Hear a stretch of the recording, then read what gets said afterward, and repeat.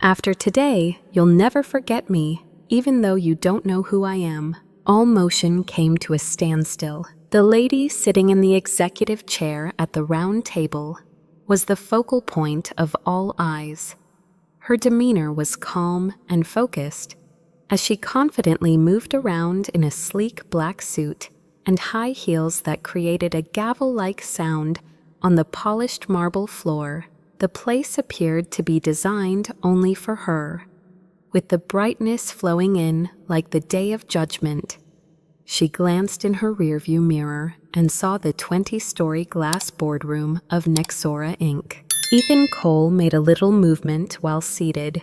A smirk crept over his face. Just 1 minute earlier, he and his inner circle were sipping drinks while laughing and discussing the next move for the firm's development.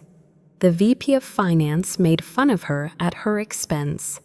Wives who can't hold down a real job was the subject of discussion, and everyone chuckled. Now, though, there was less hilarity now. By her side on the table rested a hefty leather folder. Its clasp swung like a gavel. Gently guiding each file across the table, she proceeded to open them one by one. Among these were documents, photos, and emails. After then, her voice calm and composed. "Hi, my name is Natalie Morgan. It was I who founded Nexora, and today I serve as its COO." Startled to a start, opposite the COO's hand, a vase dropped. Whiteness spread over Ethan's face. "You treated me like a piece of furniture, since you thought I was just your wife. You felt sad for those people.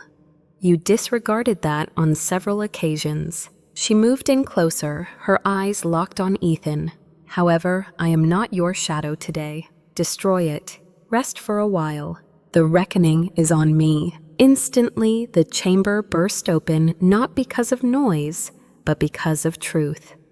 In particular, the upper levels of New York's Nexora Tower were never peaceful. The building had an impression of dominance and was showy. An enormous glass and steel power mirror that rises 22 floors. As the laughing and self-congratulation of high-ranking men reverberated off the mahogany walls, the executive lounge on the 19th floor was bathed in golden light tonight. The backdrop was filled with gentle jazz music, with a chandelier casting a partial shadow. Natalie Morgan sat at the far end of the long table. A glass of red wine was in her hand, completely silent. There it is, though. She did not dress fancifully that night. She sported a simple yet stunning all-black ensemble. Very little labeling, nothing except a little wedding band, a symbol of nullity for the years to come. She carried herself with an air of quiet authority that went unnoticed by her fellow diners. Listening to their own voices consumed their attention, specifically Ethan Cole. In his chair, he leaned back and grinned as if the world had yielded to his dominion.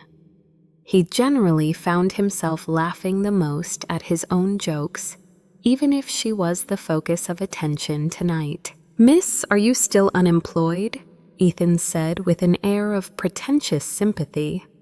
"Maybe Starbucks is hiring, but I've heard they're in a fierce competition right now." The men in charge of the company's finances, the IT VPs and his pals who had climbed the corporate ladder not due to their skills but to their connections, all lost their composure and broke out laughing as he spoke. As a reply, Natalie softly smiled and tilted her wine glass to one side, allowing the red liquid to soak up the light from the chandelier, reflecting an emotion chillier than anger. Ethan had no idea that she had started this company. When planning how Nexora would be successful, she utterly failed. "I had no idea that the server handling the real-time transactions also included her embedded code." Actually, he had no idea because she didn't want him to know. Their paths initially crossed 7 years ago at a tech conference in San Diego.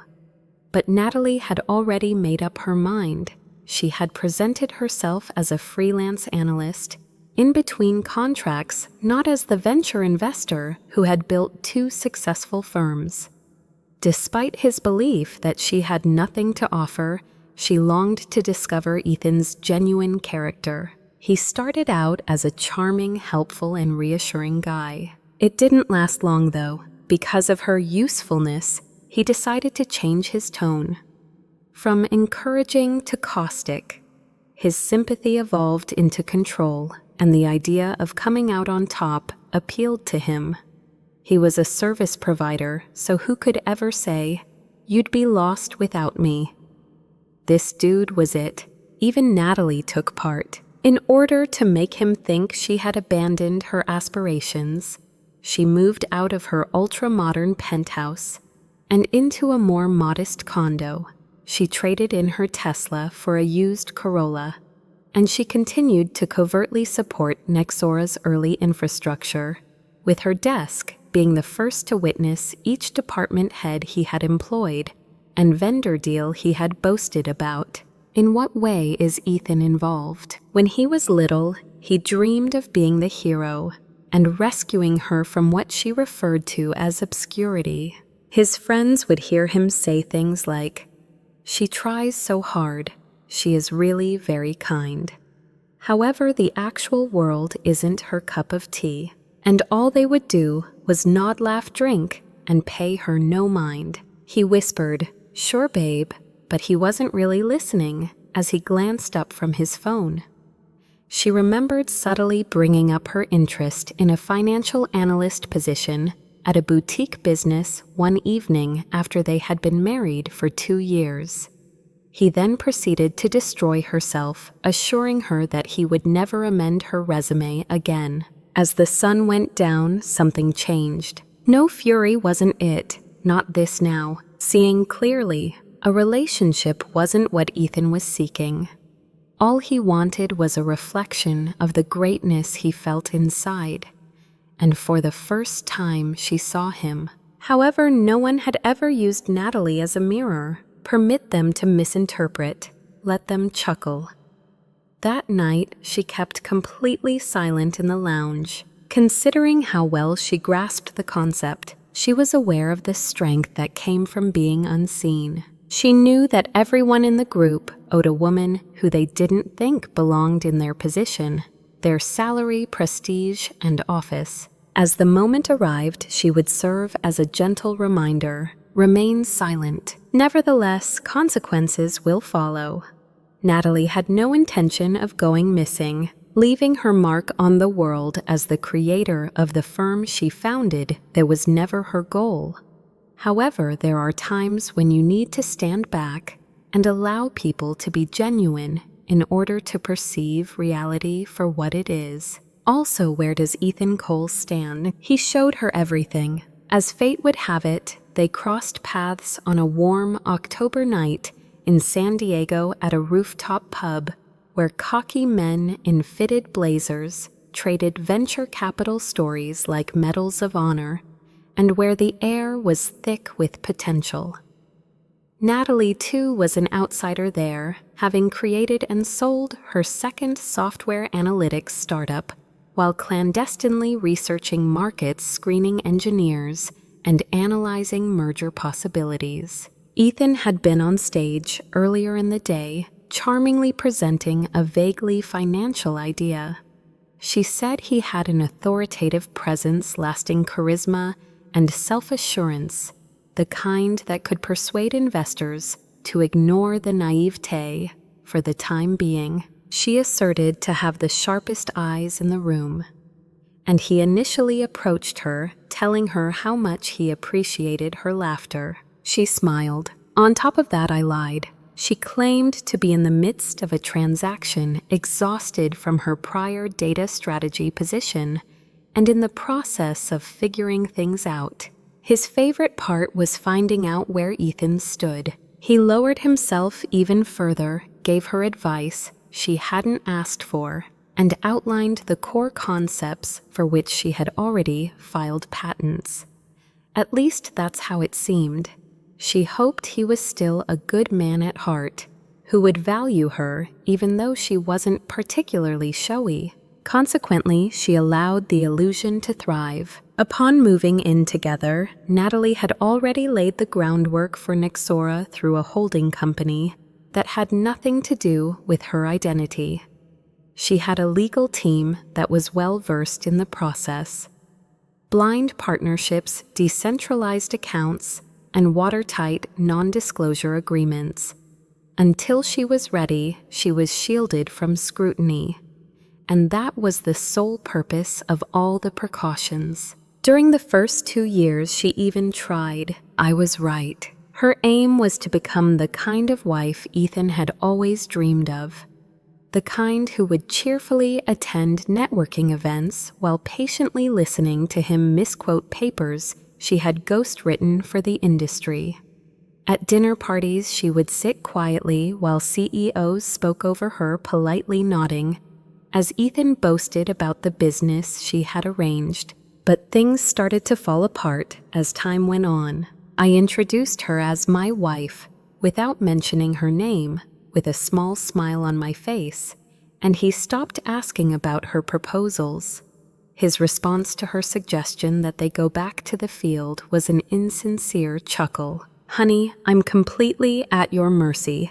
I don't believe you have anything to prove. She couldn't get this statement from her thoughts for weeks. You have my hand. He was treated as though he were the prize, and his success was seen as proof of her presence. As an architect, the one who plans, who laid the groundwork for an empire, Natalie aspired to be, but he failed to see that she was the prize. At first, she didn't notice much of a change in Ethan. Now he's more cynical, rude to lower-level employees, and takes his status very seriously. She noticed that he would sneak up on her after a meeting to vent his frustration with how some people forget their place. And during the whole of their feud, he said nothing. He never even mentioned the word curse in his discourse. With that, he left, raised an eyebrow into her speech, and then he went on to add, "You're being dramatic," as if that settled it. After this, Natalie stepped back even more, making mental note of the fact that he had gone from being arrogant to being harsh throughout those days. All she did was wait. As Ethan climbed the ladder at Nexora, she gazed on, oblivious to the fact that she had secured each rung. He brags about his team as she waits, oblivious to the fact that she secretly financed a recruiting firm and handpicked 2/3 of the players. She played the role of the puppet master and stayed silent as he portrayed the visionary. After then, it hit her like a ton of bricks.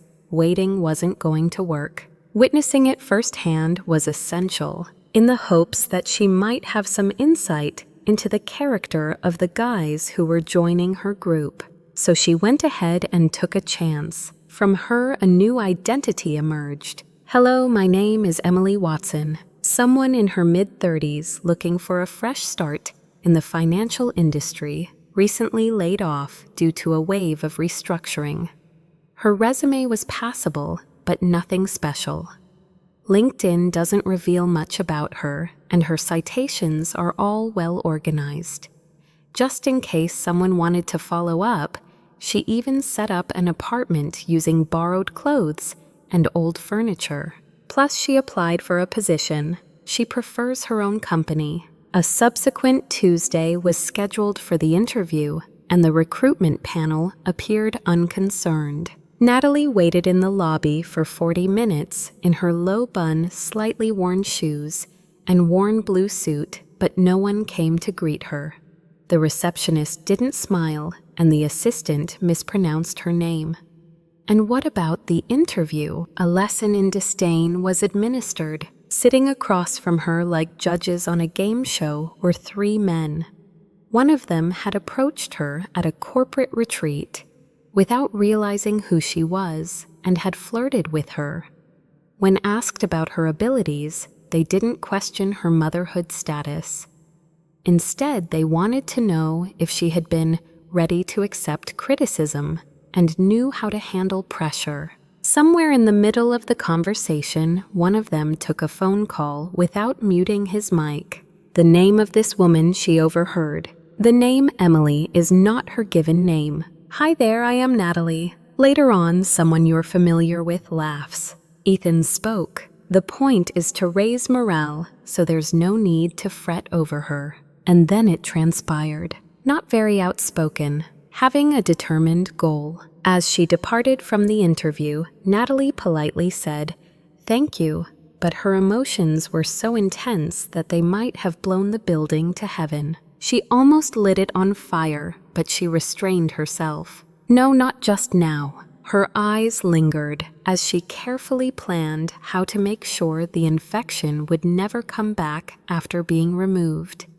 The exact opposite of what Natalie had intended was to punish them. She hoped she could stand in the same regions they dominated, so she could feel the rot firsthand, what it was like to be invisible, to be ignored, patronized, and undervalued. And so she embraced the mask more than ever before. The fictional Emily West vanished. She manifested herself. The details of Emily's past, including the name of the college from which she never graduated, her addresses, and the alleged failures at various temp jobs, were committed to memory by Natalie. Natalie was so skilled at acting out Emily's rejection stories that she almost believed them herself. With each passing moment, Natalie resembled the innocent, helpless woman that Ethan and his inner circle had always imagined her to be. She applied for an entry-level analyst position in Nexora's finance department, hoping to blend in with her low-key personality. It was the kind of job where rumors and hidden agendas thrived, because no one paid attention to the person holding it, barring any unforeseen problems. In fact, she was enlisted the next week. She was not identified. The human resources manager, who had earlier oversaw a reimbursement for her own Rockies retreat, didn't bat an eye. Her new voice was gentle, shy, and never overly assertive. She had also altered her hairdo and stance, trading in her beloved fancy leather purse for a worn canvas, one wearing mostly muted tones and letting her shoulders hang a bit looser. Things had changed ever since she'd stepped foot in the workplace as Natalie Morgan for the final time. What had been her ideal of collaborative innovation now seemed stifling, as did the widespread discord across departments, the palpable sense of foreboding that seemed to fill the entire building, and the whispers that seemed to flow like smoke in the break rooms. No one could predict the oncoming storm, leaving society vulnerable and unprepared. From her little office on the 12th floor, she meticulously monitored everything. She watched as Ethan strode in late with his Starbucks in hand, never once introducing himself to anyone outside of his inner circle. She watched as he presided over team huddles that were really just power plays full of irony and subtle threats, and she saw the lower-level employees flinch as their names were called to his office. Mental notes were produced by Natalie, messages captured, attached the internal memos that do not comply for the screenshot. She expertly inserted a script into the company's internal workflow program that could be used as a legal reference. The script could imitate Slack chats and identify patterns of abusive language. It remained undetected. It was exquisitely simple. Stay hidden. Beyond retribution, her aim was lofty. That was reasonable. Be that as it may, full sealing was required. No wrath. There can be no slack. She offered to perform extra work on her own. I finished my task after a few hours. I became friends with the office authorities. I learned who had grudges, who lacked bravery, and who would tell anybody who would listen their secrets. On one occasion, she stayed up late, clearing a data entry backlog. Around 8 o'clock, when the office was practically empty, She overheard two veteran coders conversing in the break room. I can't help but chuckle out loud, thinking about Emily. Pissed off by that financial girl? She's desperate, yet her gentleness betrays it. I bet she's the type of person who would probably smile, even if told she's replaceable. Underneath it all, Natalie emerged triumphant. Keep calm, she smiled. They are not constrained in their thinking. Let them continue to disregard worth.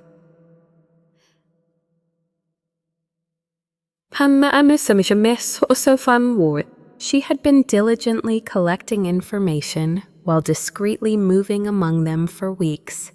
She had folders full of names, voice notes, and screenshots. From what she could gather, 4 managers were involved in the illegal practice of vendor kickbacks. She recognized the interns whose shame had made them run away in tears.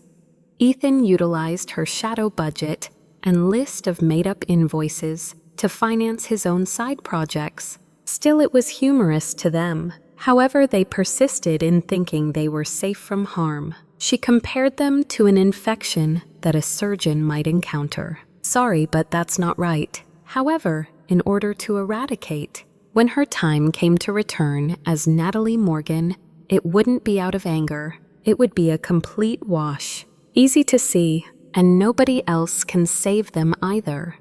Preciseness has always been Natalie's first priority. With no malice in mind, this was no insignificant matter.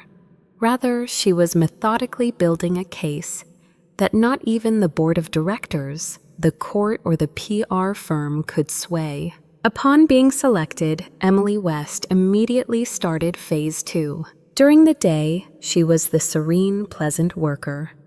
In every meeting, she was the one who took notes, and she was often the only one.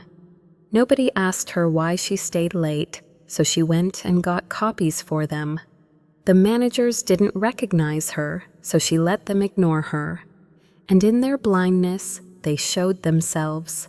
Under the cover of darkness, Natalie changed into a totally other person. Natalie awoke as Emily disappeared behind the closed door of her flat. She organized the effort in collaboration with a corporate compliance specialist and a whistleblower protection attorney with whom she had worked before on her acquisitions.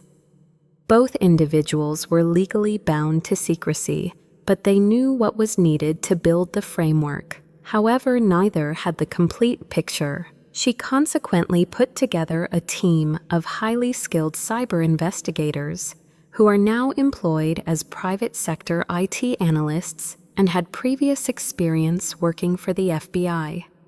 With their help, she created encrypted tunnels into Nexora's inner workings, which she planned to mirror rather than change. She had complete visibility into the executive's every move. I upload all files, all vendor invoices, every slush fund. Her living room turned into a battlefield as names, dates, payments, and emails were dispersed over her digital timelines. Red threads were unnecessary due to the clear lines. Poor corruption wasn't the only thing. It was proven to be commonplace. In addition to running Nexora into the ground, Ethan and his inner circle were aggressively depleting its resources, investigating allegations of financial misrepresentation by Nexora's procurement chief's brother-in-law. Natalie found evidence of inflated budgets for overseas projects, a fake software license deal involving a Delaware P.O. box, and the fabrication of performance reports. It was spotless, almost too spotless, which was contrary to her expectations and a sign that they had rehearsed. That has been the status quo for a long time, but it wasn't the cash that turned her cold. People were the problem. An HR report buried in a pile of old emails described a formal complaint filed by a female junior analyst who had accused a director of harassment. 3 weeks after her grievance was resolved, there was no investigation, no follow-up, and her record indicated a voluntary termination. After then, Natalie matched it to the logs of the internal conversations. The director was making fun of the accusation which she overheard. Yet another one who looks quite susceptible emotionally. The onboarding kits should come with tissues. A timestamp is attached to every message. The tone was clear. That was only the beginning of her legal ammunition collection. She was building up her moral clout. She began compiling a secure digital dossier that was encrypted, stored on an independent disk at a server farm in Utah, and coded. Included in this were recordings made at open floor meetings, sarcasm in Slack conversations, and working together. The screenshots clearly show the stolen funds from the project, executives' private messages in which they planned to conceal evidence, claimed client development, but attended by staff instead of clients' expensive lunches. She wanted to reveal more than just Ethan. She was adamant about wiping out every surface of the machinery. After that, she'd perform it for an audience. It had to be obvious, though. Time was of the essence. When it came to Ethan's schedule, Natalie was more knowledgeable than his PA.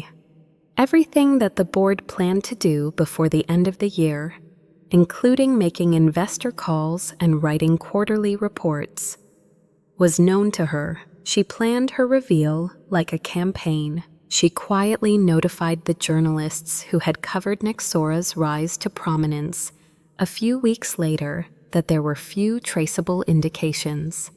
There is an obvious air of probable maltreatment. The SEC's compliance auditors will not tolerate any obstructions. But there was absolutely no proof that she had any hand in anything. No, not just now. Why?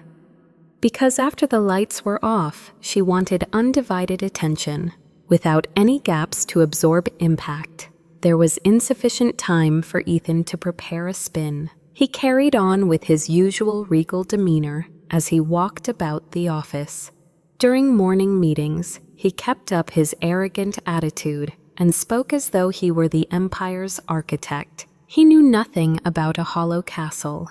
Where does Natalie stand? She had ceased to be and son most. She acted recklessly, the unvarnished truth. On top of that, she was almost ready. There was little delay in the arrival of the morning of reckoning. No alerts were sent. There was no leak. Online activity has ceased. With just the gentle hum of fluorescent lights to fill Nexora's executive boardroom, a sparkling polished walnut table, and floor-to-ceiling windows overlooking the Manhattan skyline create an ambiance of tranquility.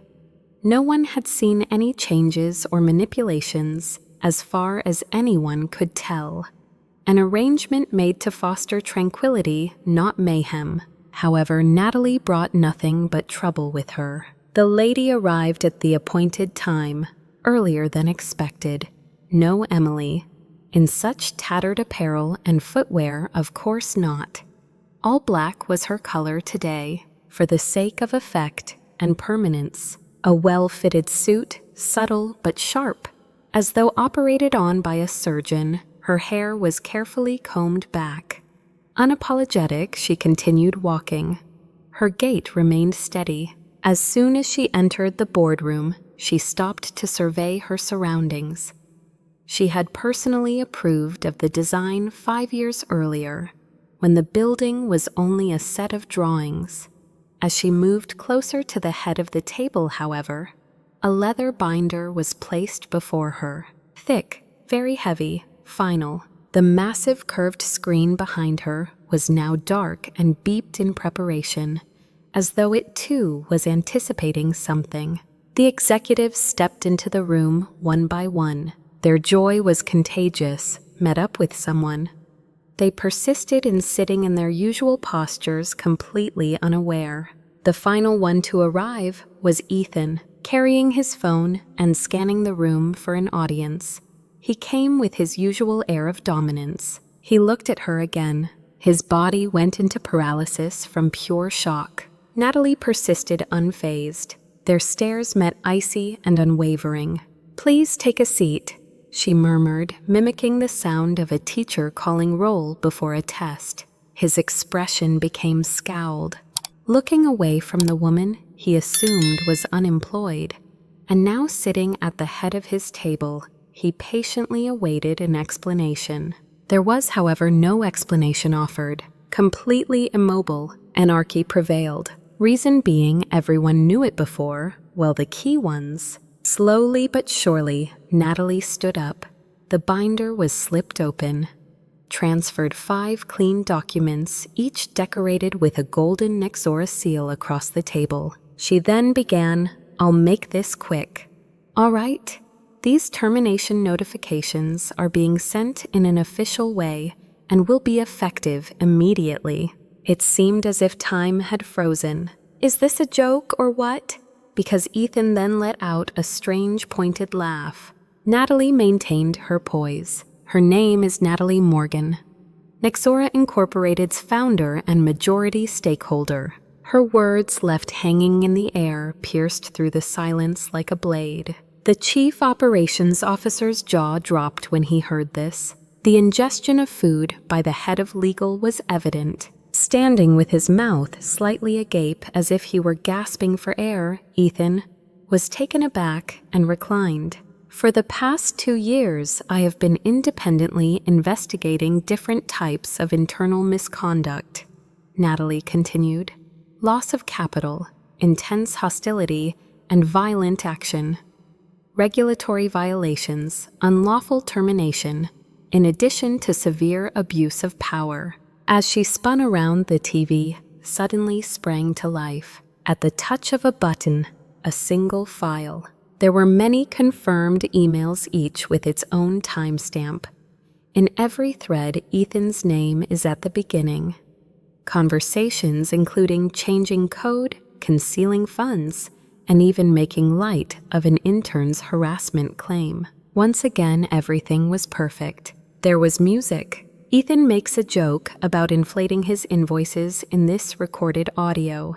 He brings up the software companies and the board he privately advised's back-channel activities. His cheeks flushed a horrible scarlet, and Natalie watched in horror. Just as he was going to speak, she cut him off. "You mentioned that I wouldn't achieve much success apart from you," she stated with composure. "I wish I had your commercial savvy. You were a delight to have around." She leaned forward slightly. "You asserted your right to reign over a domain that I had already created, but you did not initiate this prosperous enterprise." Fear rippled across the group as more evidence appeared on the screen threads of text.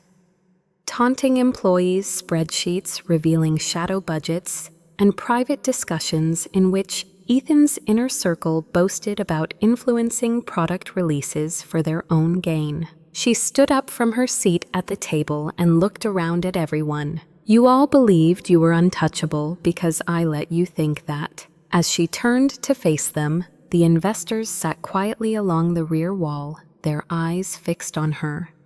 They had anticipated this moment. Days before, they had seen the report. Whoever sent it to them was she. The conclusion was now taking shape before their eyes, like an indisputable truth. Across the table, Natalie slid another sheet of paper. She said, "Security is outside," meaning that she disapproved. "Your account has been disabled. We will ship your possessions using ordinary mail." Standing up, Ethan was shaky, and his cheeks red. "I couldn't agree with you more," he declared. "Is it really possible that I might ruin all I've worked so hard for?" She took a long breath. She made it clear that she would not remove it. "That's where I'm cleaning it." His actions suggested he would continue to demonstrate, and 2 security personnel were already moving forward from their posts just inside the entryway. His body went into paralysis from pure shock. Right then and there, Natalie saw it. The truth. Influence is meaningless. Nobody is rebelling here, but be concerned, inflicting fear on himself. He had already terrorized countless others, but he said nothing, watched in utter helplessness as his illusion faltered. As they were dragged away, the other members of the group sprang up and followed their bodies paralyzed with horror. Her eyes were the one thing nobody dared meet. Until now, no one has spoken. As far as they were concerned, it was all over. As the doors banged shut behind them, a lengthy hush fell over the room. A sigh escaped Olivia's lips. Going back to the screen after that, the evidence persisted even after her interest waned. It was the property of the company, to the silent sufferers among us, and for the employees who were about to call it quits. Someone pressed a button. The power went off. Along with it, the past also faded away. A moment of silence followed. By the time noon arrived, the news had already left Nexora.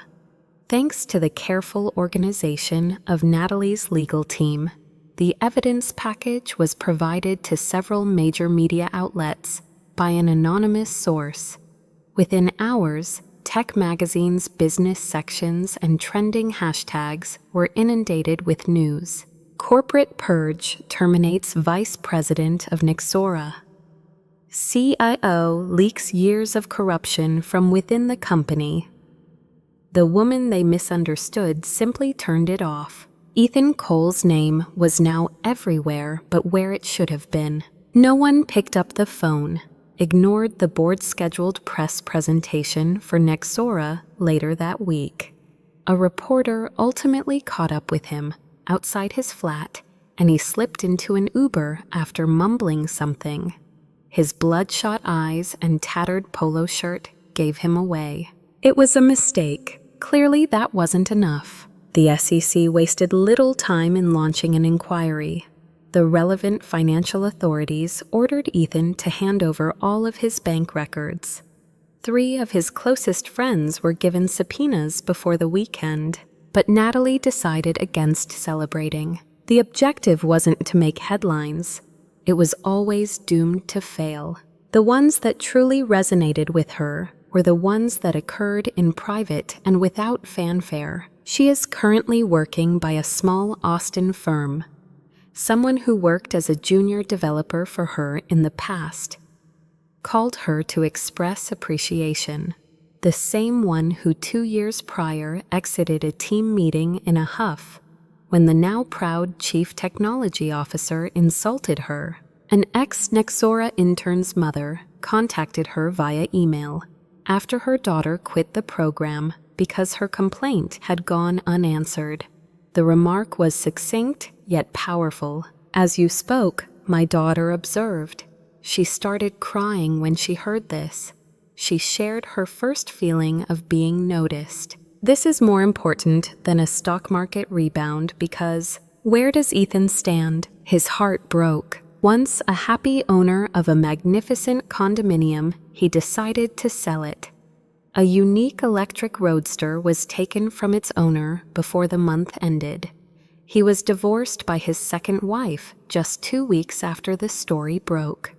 She cited an irreconcilable betrayal of public trust as the cause. Physical damage could not hurt him. Those companies were no longer his customers, not the ones he had previously organized for business get-togethers, such as the rival companies that formerly sought Nexora's position in the market. A nuclear weapon he had become, someone whose pride prevented them from reaching their full potential. Rumor had it that he was working part-time at an electronics store in the suburbs, selling items for which he had arranged supply contracts, all while wearing a name tag. An ex-employee of Natalie's happened to cross his path one afternoon. According to the assistant, he seemed to be vacant, like a person who came to the realization that he was never owed anything by the world. In what position is Natalie? There was no need for her to witness it personally. She should not gloat, stare him down, or reenact the action. Actually, her attention had already moved on to something else. Retaliation was never the point of the accounting. We discussed restorative justice. concerning the possibility of Nexora's reunion with its first planned parent company. On top of that, that part was only the beginning. Natalie managed her time quite well. Standing in the center of Nexora's main atrium on the Monday after the layoffs, she received no platform fanfare or publicity. Surrounded by hundreds of workers who had never laid eyes on her in this state, she stood alone on the marble floor, in no uncertain terms. With all due respect, still when she's being herself. With a steady but friendly voice, "I know what this company was," she said. "I can see how it changed over time. I will now be able to identify it with absolute certainty, completely unwritten, remaining focused, just the truth." The echo of her words climbed the glass walls and echoed through the halls until they reached the individuals who had remained quiet for an excessive amount of time. Not only that Nexora was also receiving a new chapter, it was necessary to restart. In an instant, everything shifted.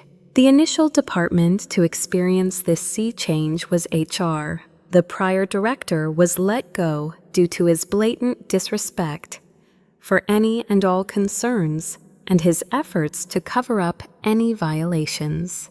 In Natalie's absence, a former ombudsman for a non-profit women's advocacy group was selected, demonstrating Natalie's understanding of the significance of workplace safety. The next step is to establish an internal ethics committee that is self-governing, employee-led, and committed to its mission. Anyone may speak out about anything without fear of retaliation.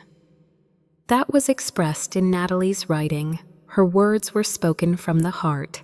Now let's talk about our mentorship program, no longer confined to just women. Interns included, of course. In any case, for everyone who has ever experienced feelings of being expendable, excluded, or hushed, the folks who had been ignored by Ethan were expected to step up and lead now that everyone else had lost their way. Instantly, they sprang to their feet. 2 years ago, Natalie approached Lisa Chang, a brilliant machine learning engineer, who had been dismissed for not playing nice during a vice president's off-site trip. The official line on her leaving was that there was a cultural mismatch. Natalie gave an invitation to join a team, a research facility. This includes having full autonomy to restart with Nexora's AI department. Uncertainty gripped Lisa. "Oh, really?" During her phone conversation, she asked, "By the time it's all over, I really don't feel guilty asking." Natalie made it clear. "You were always my hope for the future, so I thought I'd ask. Unfortunately, we were missing the perfect gift to see it." A number of people, including Lisa, returned. Following their expulsion, they made a series of respectful returns, not out of desperation, but out of gratitude. A change was noticeable to Nexora. All senior managers, both new and old, were required to complete leadership training that stressed the importance of inclusive decision-making, empathy, and honesty. Meetings were no longer dangerous. Some people spoke without even looking around the room. Rather than disdain, there was real interest in the proposed projects. Natalie strolled the halls day after day. She was there at every occasion, not just ceremonially, but actively taking notes, asking questions, and listening to others. She hated fear-based loyalty and yearned for acceptance, property ownership, and a local community. The outcome was fruitful. Within 6 weeks, output increased dramatically, not due to pressure, but to the freedom to think and act. New ideas emerged, cross-team collaboration blossomed, and employee morale soared after plummeting to an alarming low. However, the vivacity was paramount over any chart or data point. It was a tremendous relief, the dream that this was at least in part a worthwhile undertaking. Nexora never recovered. No, not just now, Nonetheless, progress had been made in that direction. In what position is Natalie? Unfazed, she persisted. Even though Natalie had exposed Ethan and his gang, darker secrets remained. You couldn't hear every power play. Some of them kept quiet while donning pearls. A few weeks after the dust cleared, she received a note, the kind that most CEOs no longer encounter, that was handwritten and carried by private courier. This communication, though, was not from an anonymous sender. Mother Vivian Cole gave it to Ethan. This lady, who had been an early backer of Nexora and the brains behind Cole Equity Partners, had been silent for over 4 years, and her detachment from the workplace had been recorded in writing. Natalie nevertheless had the benefit of experience. Because she had lost interest, Vivian remained put. Taking a step back, she could observe. For years, she had seen her son systematically undermine the company's integrity, and now she was ready to speak up. My 2 cents, perfect. I was waiting for this very time, and he just stood there unresponsive. I knew you were the architect all along, and now I'm giving you my shares. I hope you make good use of them. The certified transfer includes % ownership, meaning that Natalie now has full control over subdued authority. Her thoughts were racing with possibilities as Natalie studied the signature. Vivian had never interfered before. She vanished as a result of Ethan's insults to his employees and the rule's emphasis on control over culture. Natalie had no idea what had happened. At last she understood. Protecting Ethan was never Vivian's purpose. The one who would protect the company was someone she eagerly anticipated. However, not all comebacks were of the same caliber. In attendance was Avery Hill. He was a bright, kind, and promising user experience designer who was demoted after questioning a product decision that put advertising revenue ahead of user accessibility. He formally resigned. He was put on a blacklist, was he? Informally, yes. The word spread like wildfire. Recruiters stopped calling. His credibility was eroding. He went back to Boston, stopped working on designs, and was about to retire. Natalie found his name in the archived exit interviews. He was just 25 years old, and she remembered his clear questions and honest look. She phoned him alone. To him, it appeared too wonderful to be real. Is anything funny going on here? He asked, she explained. No, was her response. This has been due for a while. She appointed him to a senior-level post full of responsibility so that he could spearhead a new accessibility initiative. He hesitated before speaking. My last experience with a design system was 2 years ago. Natalie then smiled. I don't mind. There is more to this than just drawing boxes. It is your responsibility to ensure that no one is ever excluded again. Yes, he did agree. During the same week, Natalie received a letter from Samira Bennett, a former procurement analyst. No one was familiar with her. The thing is, it really should have. She found out 2 years ago that one of Ethan's personal consultant connections was involved with fraudulent purchase orders. As a matter of company policy, she discreetly let someone know about it.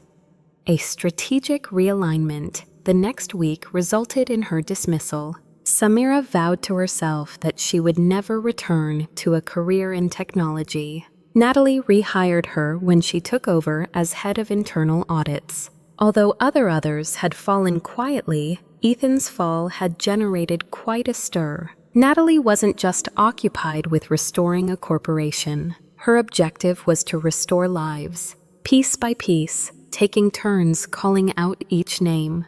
The battlefield continued to be teeming with life long after the flames had died out. Simultaneously with the city re-establishing its rhythm, a new danger emerged, emanating not from Nexora, but from the global arena. There were plans for growth, and projections of the market all around Natalie when she found herself in the strategy room. It has long been apparent throughout Europe that there is unfulfilled potential, especially in the areas of AI-powered infrastructure and adaptive finance. The acquisition team was hard at work in Munich and Paris. One name, nevertheless, has just surfaced: Orion Creative Agency, stylish and well-funded Amsterdam headquarters of a rapidly growing IT business.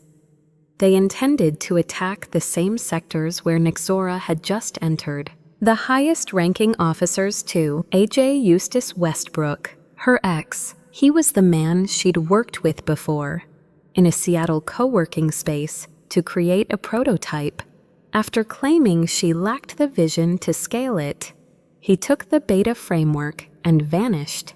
They hadn't spoken to each other in over a decade. That is until Natalie's squad came dangerously close to losing a contract that included his name by a matter of hours. She persisted unfazed. That was not melancholy. My game consisted of chess. While in Prague, Julian struck an agreement with a possible Nexora partner, enhancing the offer with early shares. Natalie conducted the evaluation of the words. This was recklessness personified, not to mention bold. He undercost and overpromised, and he gambled on a speed play rather than thinking about the value in the long run. There was a pattern that she recognized. It was the same old story. What Julian consistently placed large bets on were impressive demonstrations, fascinating presentations, and the appearance of innovation without the physical capacity to actually implement it. Where does Natalie stand? She did not bet on illusion. The people were her wagers. At least her employees weren't purely profit-motivated this time. In a full round, she whipped around. She chose to ignore the lost contract and concentrate on Nexora's unique selling points: ethical AI transparency and impactful infrastructure. The force with which she rebutted was lacking. I thought it was smarter. A private plane whisked her away to Copenhagen. Rebuilt Nexora. The truth of employee-led governance and the reasons. Ethical sourcing wasn't a passing trend, were some of the real-life examples and flawed decks that were presented to decision-makers. Nexora closed up the week with 2 fresh acquisitions. A public alignment with Natalie's new vision and long-term partnerships in infrastructure were brought about by these contracts, even if they weren't the largest on paper. The exact response she had expected from Julian was bestowed upon her, an understated comment made in a podcast interview. Redeemer tales are in high demand among companies these days, but technology doesn't care about narrative. Winning is most important. It brought a smile to her face, for the simple reason that Julian was really perplexed. He wanted to make a statement. She was erecting a permanent framework that would outlive them all. Imagine he decided to join the military. His adversary would have experience with such a situation. While keeping her true self, the passing of time was insignificant. The Nexora office lights kept shining far into the night, showing no signs of burnout. They pointed to progress. When it comes to creating, going back to where fear once lived with intent. As night fell, Natalie would pause outside her office window to take in the view of the city below. The city of lights, chaotic, colorful, and ruthless, shimmered, just like her journey. As she thought back on her previous life, she saw herself sitting alone at the edge of a boardroom table, wine glass in hand, pretending not to see the insults hurled at her. She was the one who, for the sake of the long haul, let herself be taken advantage of. She was the one whose silence shook the world because she was so good at listening.